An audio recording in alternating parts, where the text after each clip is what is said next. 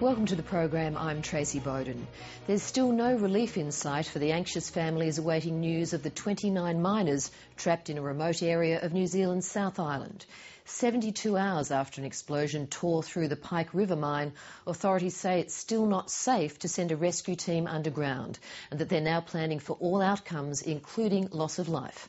Meanwhile, the operation continues, with a borehole being drilled to the mine shaft expected to be completed overnight. This narrow passage will allow air samples to be taken and laser imaging equipment and video cameras lowered down to give a clearer picture of the situation. In addition, a Defence Force robot has been deployed to help with the assessment. The ABC's Connor Duffy reports from Greymouth in New Zealand. As the sun rose over the Paparoa Mountains on the west coast of New Zealand's South Island, the only road to the Pike River coal mine was blocked as families prepared for a third day without loved ones. It's gut-wrenching for them. I mean, after one day, people have got a real lot of hope, but as each day goes by, as each hour goes by now, you know, people just are in a state of shock. An explosion at the mine on Friday saw 29 men trapped, making these remote hills the centre of global media attention as the world waits to find out if the miners will make it out alive. It's a $6 million question. We remain optimistic. We always will be. But at the end of the day, this is a search and recovery operation, and everything humanly possible is being looked at and all factors will be considered. We're not going to go through any what-ifs. We're basically going to go in there and do our best to bring these guys out. These are very testing and difficult times for not least of all the families involved, but for Greymouth, which is a very tight-knit community. There's no question from the family members that I've spoken to that they are feeling extraordinarily high levels of fear and anxiety and frustration. Rescue teams fear another explosion and say it's been too dangerous to try and reach the trapped men. It's not known what caused the methane explosion, but two men who were closer to the surface made it out on Friday and have given a terrifying account of the collapse. I can just remember seeing a flash or something in front of me and then the concussion hit me. And it wasn't just a bang finish, it just kept coming, kept coming, kept coming. So I crouched down as low as I could in the seat, tried to get behind this metal door to stop getting pelted with all this debris. And I just couldn't breathe. And that's the last I could remember. And then when someone found me about 15 or so minutes later.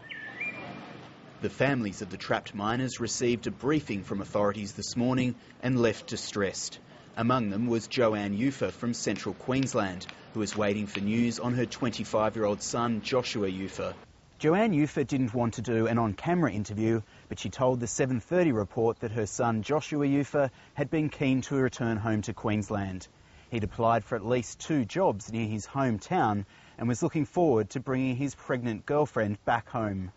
She said a number of the family had gathered in Greymouth to be together at this difficult time.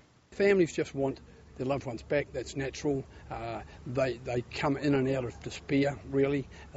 They're so brave, the whole lot of them, and they're getting new support from the community and from Australia. We really thank Australians for the actual efforts they've put in here.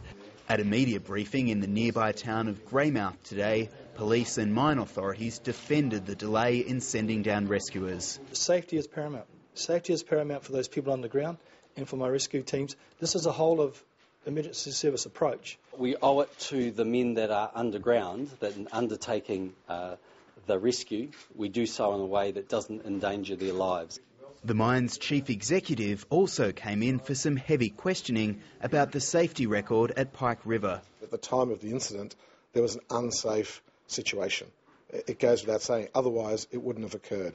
It doesn't say the mine was operated unsafely. It doesn't say that the events leading up to the incident were being managed unsafely, but at the time, and none of us know what the situation was, but at the time of the event, there must have been an unsafe situation had developed. But what that was, I don't know. The rescue operation did step up today, with a drill boring down to reach the men and plans to send cameras and a robot to the bottom to bring back information to families desperate for news.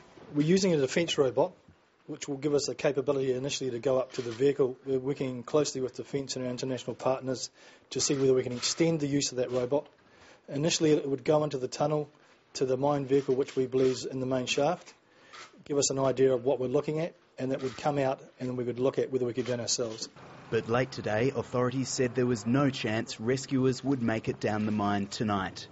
Nevertheless, crews will work right around the clock in the hope of a breakthrough. We still remain optimistic. We're still keeping an open mind, but we are planning for all outcomes, and this also, part of this process, we're planning for the possible loss of life as a result of what's occurred underground. I'm really happy with the effort that's being put in. I'm very, very proud of my staff that are up there.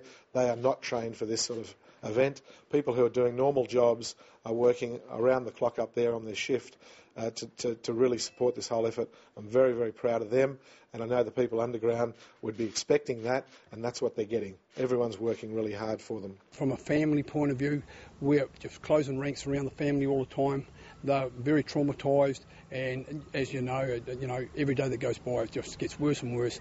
They're in limbo, so to speak, and we just got to hang in with them.